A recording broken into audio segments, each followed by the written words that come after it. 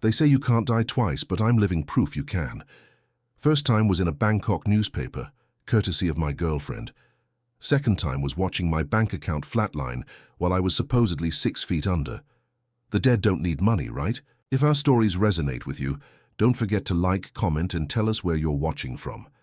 This story was shared with us by one of our longtime viewers. He asked us not to share his name, but he wanted his experience heard. I'd been planning my escape from Lismore for 3 years. At 58, after 35 years rewiring houses and fixing air conditioners, my back was shot and my marriage was over. The divorce settlement gave me enough to start fresh somewhere warm. "You're too old to be starting over, Gordon," my ex-wife had said during our final meeting at the lawyer's office. "What are you going to do?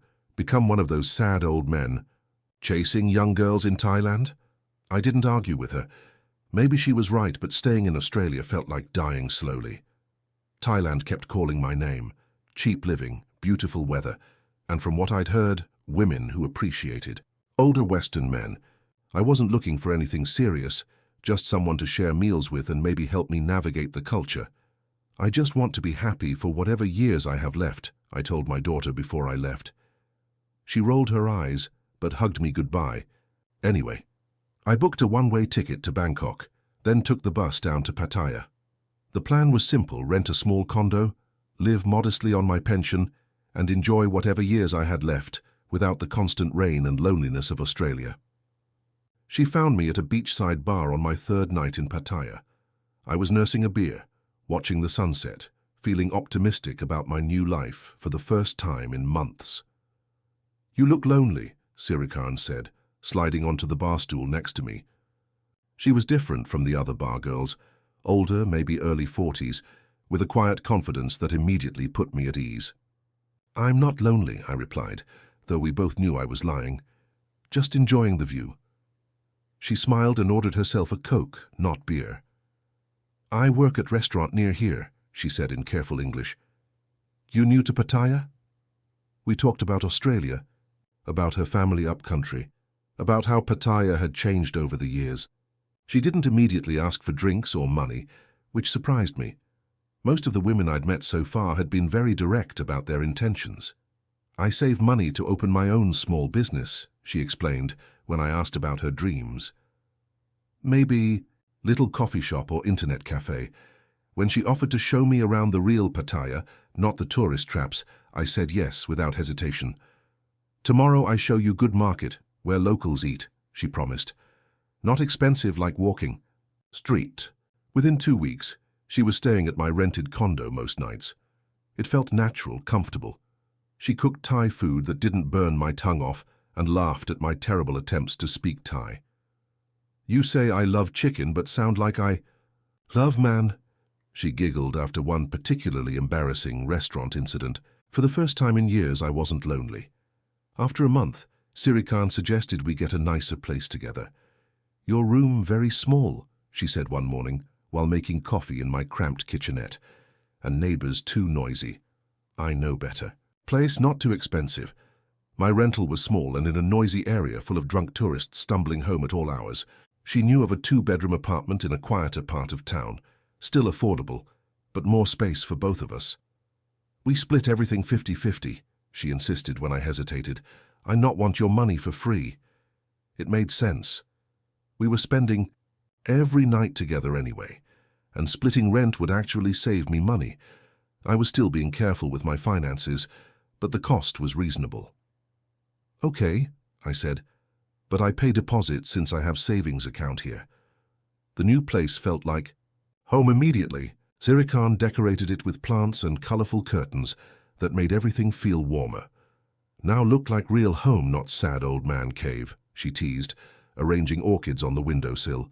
She introduced me to her friends, took me to local markets, where I was the only foreigner. I felt like I was finally living in Thailand, not just visiting it. "This my boyfriend Gordon," she would say proudly to shopkeepers and waitresses. "He very good man from Australia." She mentioned her family occasionally. Her mother was sick, her brother needed help with his motorcycle taxi business, but she never directly asked for money, which I appreciated. "Family very important in Thailand," she explained. "We take care of each other." Some of my new expat friends warned me about getting too involved too quickly, but Siri Khan seemed genuine. "Just be careful, mate," said Jerry, a British retiree I'd met at a coffee shop. "They're all sweet until they've got their hooks in you." But Jerry was bitter about his own failed relationship. Siri Khan was different. 3 months in, Siri Khan came home crying. I'd never seen her so upset, and it scared me. "What's wrong?" I asked, pulling her close on our small couch. "My mother," she sobbed into my shoulder. "She collapsed today. In hospital now." Her mother had collapsed and was in the hospital upcountry. The family couldn't afford the treatment. Something about her heart requiring surgery they couldn't pay for. "Hospital say need operation or she die," Siri Khan explained through tears. "But cost too much, my family have no money." Siri Khan needed to go home immediately, but she was short on money for the bus fare and to help with medical bills. It was the first time she'd asked me for anything directly. "How much do you need?" I asked without thinking. 5,000 baht for bus and help family," she said quietly. "I pay you back when I can." 5,000 baht, about $200 Australian. It seemed reasonable for a medical emergency. I gave her the money without hesitation, withdrawing it from the ATM while she packed a small bag. She was so grateful, crying again as I pressed the bills into her hand. "You saved my mother life," she whispered. "I never forget this."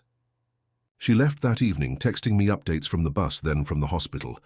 "Mother stable now, doctor say surgery tomorrow, thank you so much." I missed her terribly. The apartment felt empty without her laughter and cooking smells. I found myself checking my phone constantly for updates. When she returned a week later, she looked exhausted but relieved. "Mother okay now," she said, falling into my arms. "Doctors say operation success. She going home soon." That night, she made my favorite symptom, and we didn't talk about money. I didn't ask when she'd pay me back because it didn't matter. Her mother was alive, and that was worth more than $200. Over the next few months, our relationship deepened in ways I hadn't expected. Siri Khan introduced me to her extended circle of friends and even took me to meet some relatives, visiting Bangkok. "This my Gordon," she would announce proudly. "He helped my family when mother's sick." I felt accepted, part of something bigger than just the expat bubble most foreigners lived in. She was teaching me practical Thai phrases and local customs, like how to properly greet older people and which fork to use when eating. "In Thailand, we use spoon to eat rice, not fork," she corrected gently. "Fork only to push food." When my Australian friends visited for a week, she played the perfect hostess, impressing them with her warmth and intelligence.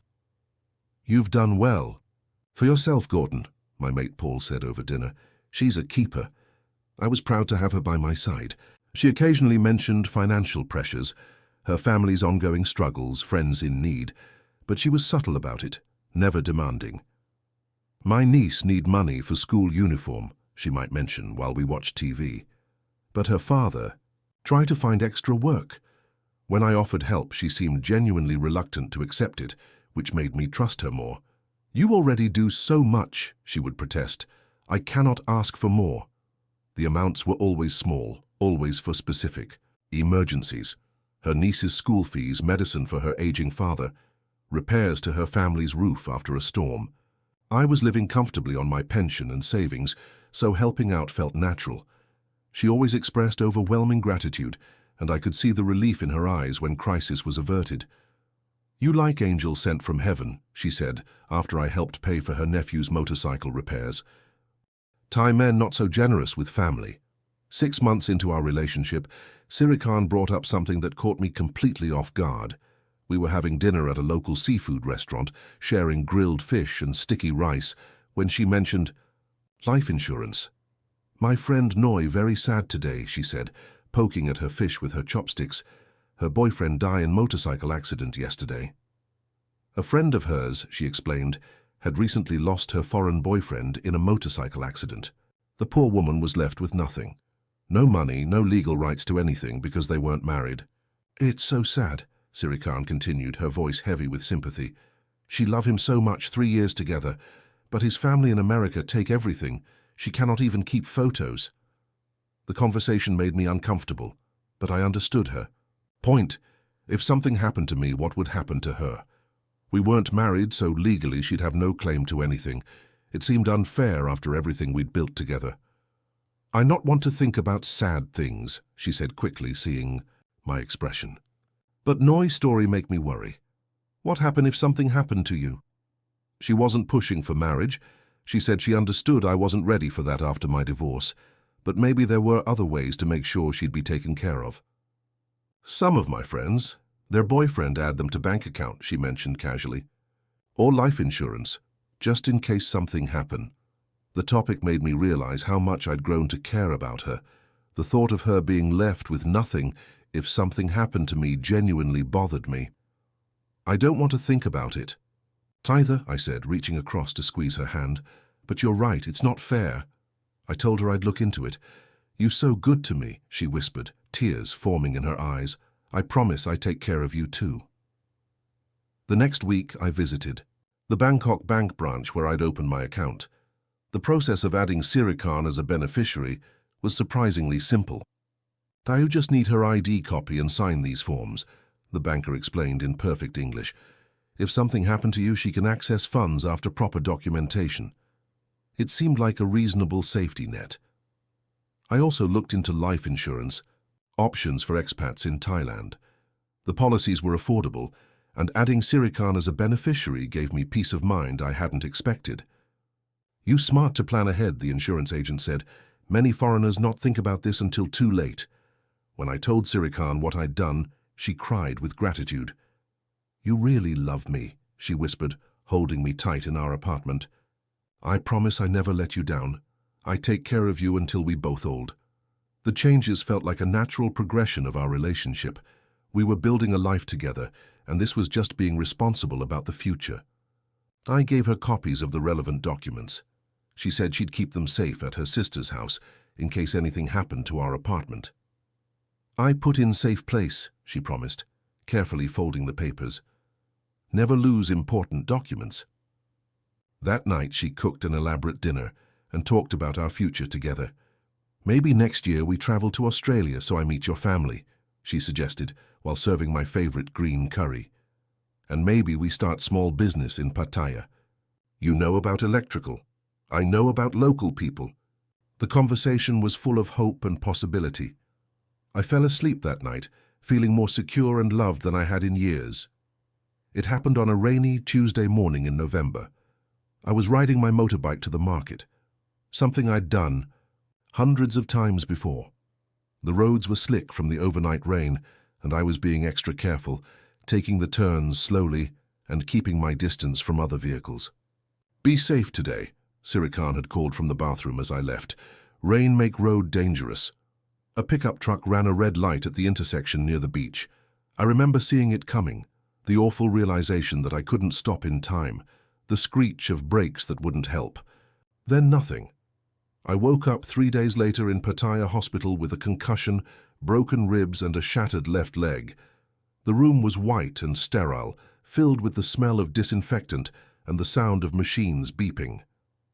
"You very lucky man," the doctor said when he saw I was awake. "Few more minutes and you not here." Through the haze of painkillers, I kept asking for Sirikan. "Where is she? Did someone call her?" The nurses said a woman had been by to check on me, but I'd been unconscious. They gave me her phone number from my emergency contacts. When I finally reached her, she sounded strange, distant, almost cold.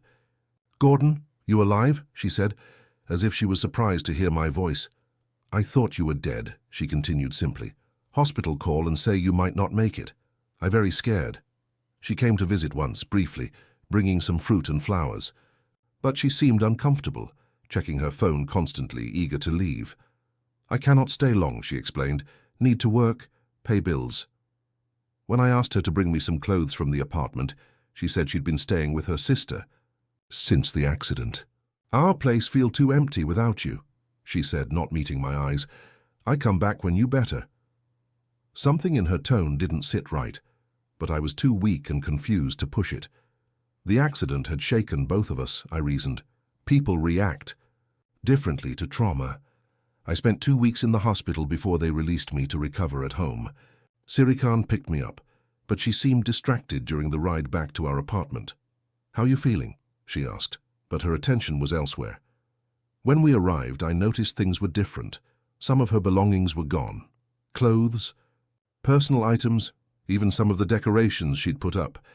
The apartment felt hollow, missing pieces of the life we'd built together. "Where are your things?" I asked, leaning heavily on my crutches. "I moved some to my sister house for safekeeping," she explained quickly. "During your hospital time, I worry about break-in." It made sense, but something felt off. The way she wouldn't look directly at me, how she kept checking her phone. She stayed that first night, but she was quiet, almost withdrawn. "You need rest," she said when I tried to start a conversation. "I make food, you sleep." The next morning, she said she needed to go handle some family business and would be back in a few days. "My mother need me for hospital follow-up," she explained, already packing a bag. "I come back soon, take care of you properly." That was the last time I saw her in person. She stopped answering my calls, replied to texts with brief, non-committal responses. "Busy with family," she would text back. "Talk later." When I called the restaurant where she'd claimed to work, they said no one by that name had ever worked. There. "No Siri Khan here," the manager said in broken English. "You sure about name?" Confused and hurt, I assumed she'd been overwhelmed by the accident and my near-death experience. Maybe she'd realized she wasn't ready for the responsibility of caring for an injured partner. I was heartbroken, but I tried to understand. Recovery was slow and lonely. My Australian friends visited when they could, but mostly I was alone with my thoughts and my healing body. 3 weeks after leaving the hospital, I got a call that changed everything. It was from my bank in Australia, not my local Bangkok bank account, but my home account where my pension was deposited. "Mr. Gordon Mitchell," the voice was professional but concerned. "This is Sarah from Commonwealth Bank. We've received some documentation regarding your account. Could you please confirm that you're alive?" The question was so bizarre that I thought it was a prank call. "Of course I'm alive," I said, laughing, despite the absurdity. "I'm talking to you right now. Why would you ask that?" There was a pause, the sound of papers shuffling. "Sir, we've received a death certificate and insurance claim documentation. Someone has been attempting to access your accounts claiming to be your beneficiary." My blood went cold. The laughter died in my throat. "What do you mean, death certificate?" I asked, my voice barely a whisper. I asked them to email me copies of the documents immediately. What I saw made my stomach drop to the floor. There was my name, Gordon Mitchell, listed in a Thai death certificate dated 3 days after my accident, the same 3 days I'd been unconscious in the hospital. The cause of death was listed as motorcycle accident injuries.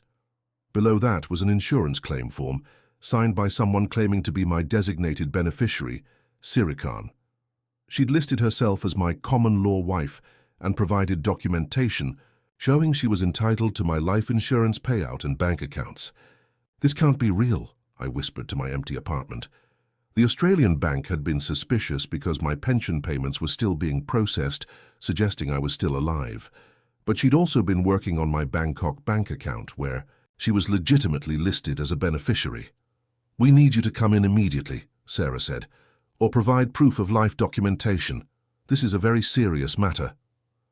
I immediately called Bangkok Bank, my hands shaking as I dialed. After being transferred through 3 different departments, I finally reached someone who could access my account. "Please hold while I check your account status," the representative said. The news was worse than I'd feared. 2 large withdrawals had been made in the past week, nearly $40,000, almost my entire savings. "But I'm not dead," I kept repeating to the banker, as if saying it louder would somehow undo what had happened. "I'm right here talking to you." The bank representative was sympathetic, but explained that they'd followed proper procedures. "We received valid death certificate from local authorities," she said in careful English, "and beneficiary present all correct paperwork. We must follow law." They'd received valid documentation showing my death, and Siri Khan had presented herself as my legal beneficiary with all the right paperwork. They'd held the funds for the required waiting period, then released them when no challenges were filed. "Can you check security cameras?" I asked desperately. "Did you verify the death certificate with local authorities?" The banker promised to look into it, but warned that recovering the funds would be a complex legal process. Very difficult once money leave Thailand, she admitted. You need police report, lawyer. Many documents. I called the police next, my leg throbbing as I hobbled to the station. The officer who took my report seemed unsurprised. Apparently similar scams were becoming more common in tourist areas.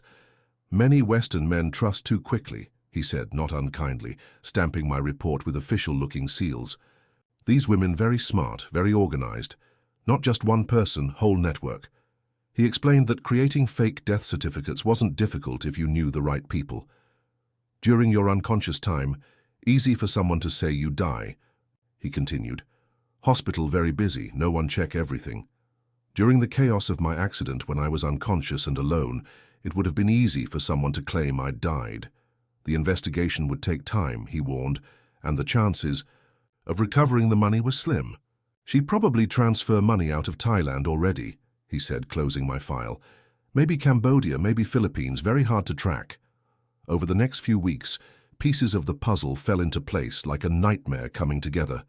I hired a private investigator, one of the few expenses I could still afford with what little money remained. This not unusual case, he said during our first meeting, I see many times before. What he uncovered was devastating. Siri Khan wasn't her real name.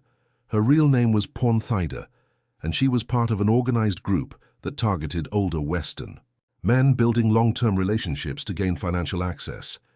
Very professional operation, the investigator explained, showing me surveillance photos. They study you for weeks before approach. The sick mother, the family emergencies, even the friends I'd met. It had all been carefully orchestrated. The investigator showed me surveillance photos of her with other Western men, playing the same role, using variations of the same story. Same script, different actors, he said grimly. She'd done this before, multiple times. The address she'd given me for her family was fake. The restaurant job was fabricated. Even some of the relatives I'd met were paid actors.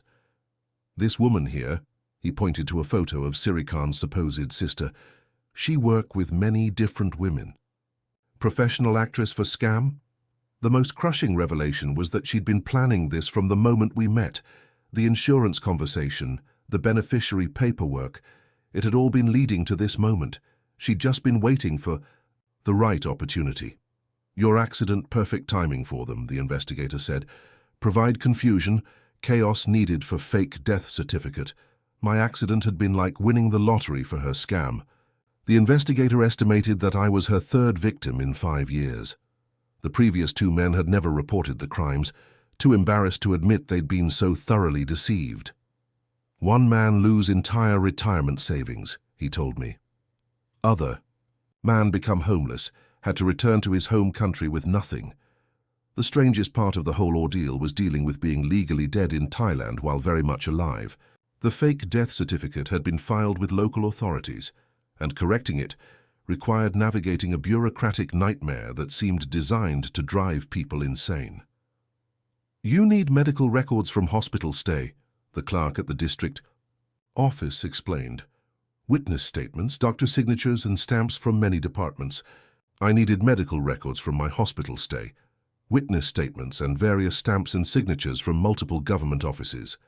Each step cost money I no longer had. Processing fee for death certificate correction, one official said, holding out his hand. Authentication fee for hospital records, said another. My pension from Australia was temporarily suspended while they investigated the fraud. I was living on the kindness of expat friends and what little cash I had left.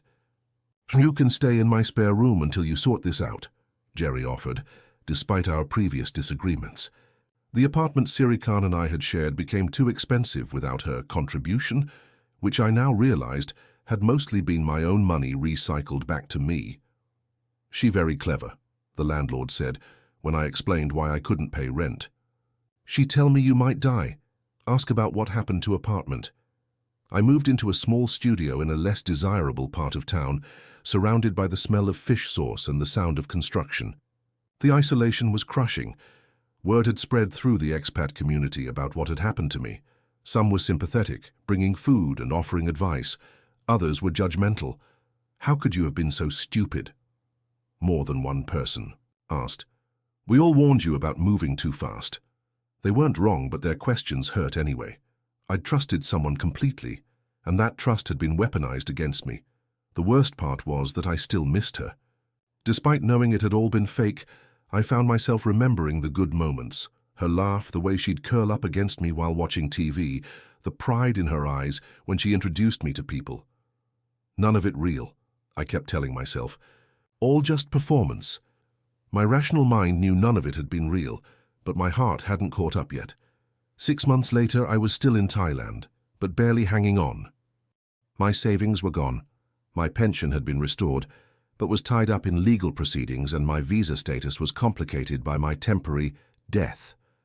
The police investigation had stalled. No new evidence, the officer told me during my monthly check-in. Case remain open but not active. Sirikan, whatever her real name was, had vanished completely.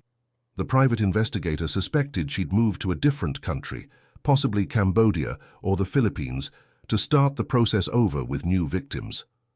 They move every few years, he explained, like virus always finding new host. I'd aged years in those 6 months. The stress had taken a physical toll. I'd lost weight, my hair had gone completely grey, and the injuries from the accident still bothered me. More than that, though, I'd lost something harder to define. My ability to trust, maybe. My confidence in my own judgment. I used to think I was smart, I told the mirror in my tiny bathroom. Good at reading people. I'd started attending a support group for expat fraud victims. There were more of us than I'd expected. Men who'd lost money, hearts, and dignity to elaborate scams. My girl told me she needed money for her buffalo, one British man shared. Turns out she didn't even have a buffalo. We shared stories and coping strategies. It helped to know I wasn't the only one who'd been fooled so completely. Some of the men had been victimized multiple times, never quite learning to protect themselves from their own loneliness and hope. The heart wants what it wants, one American retiree said. Even when the brain knows better. I was determined not to become one of them. The group leader, a British retiree who'd lost his house deposit to a similar scheme years earlier, always reminded us that the shame belonged to the criminals, not to us. They're professionals, he'd say during our weekly meetings. This is what they do for a living. We were just people looking for companionship. It was logical advice, but logic and emotion don't always align. Still feels like my fault, I admitted to the group. I should have known better. I eventually had to make a choice, stay in Thailand and try to rebuild from nothing, or cut my losses and go home to Australia. The Thailand I'd fallen in love with, or thought I had, no longer existed for me. Every street in Pattaya held memories of Sirikan, real or manufactured. Every woman who smiled at me made me suspicious. She just being friendly, I'd tell myself when a waitress was nice. Not everyone is a scammer. But the doubt was always there. I was becoming paranoid and bitter, exactly the kind of expat I'd always pitied. So I went home. Jerry drove me to the airport, my few remaining possessions fitting in a single suitcase. Thailand will still be here if you decide to come back, he said at departure. Maybe give it a few years. The flight back to Australia felt like admitting defeat. I was 59 years old, nearly broke, and starting over in a country that no longer felt like home. Lismore looked smaller and greyer than I remembered, the streets full of memories from my old life. I rented a tiny apartment near my old neighborhood and tried to piece together some kind of life. You look terrible, my ex-wife said when she saw me at the grocery store. Thailand didn't work out like you planned.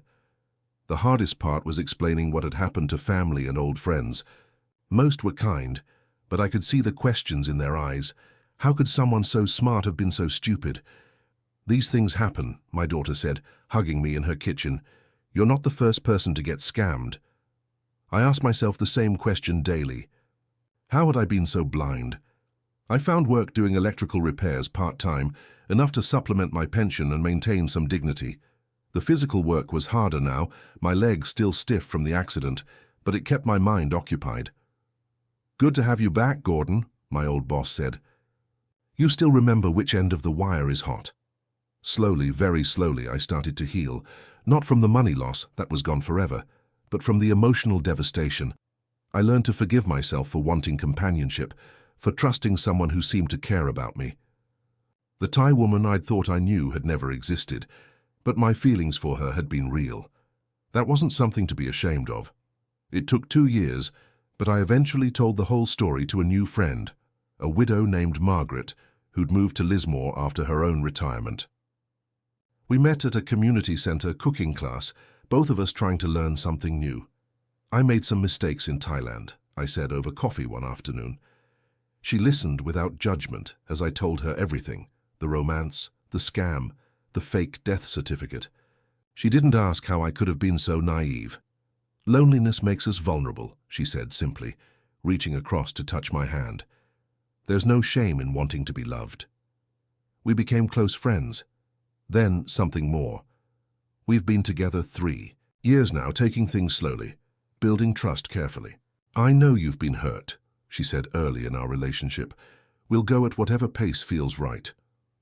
I never did get my money back. Sometimes I wonder what Sirikan, or whatever her name really was, is doing now, whether she's moved on to other victims. Probably married to some poor German by now, Margaret jokes when I get too serious about it. But mostly I don't think about her anymore. The dead man in that Bangkok newspaper was buried along with the naive hope I'd carried to Thailand. What rose from that grave was more cautious, but also more grateful for genuine connection when it finally comes. Love shouldn't cost you everything, Margaret said recently, while we watched the sunset from my apartment balcony. Real love adds to your life, doesn't take it away. I'm still learning to trust that truth, but I'm getting there. The man who died in that Thai hospital was reborn in Australia, scarred but wiser. And sometimes, that's the best you can hope for.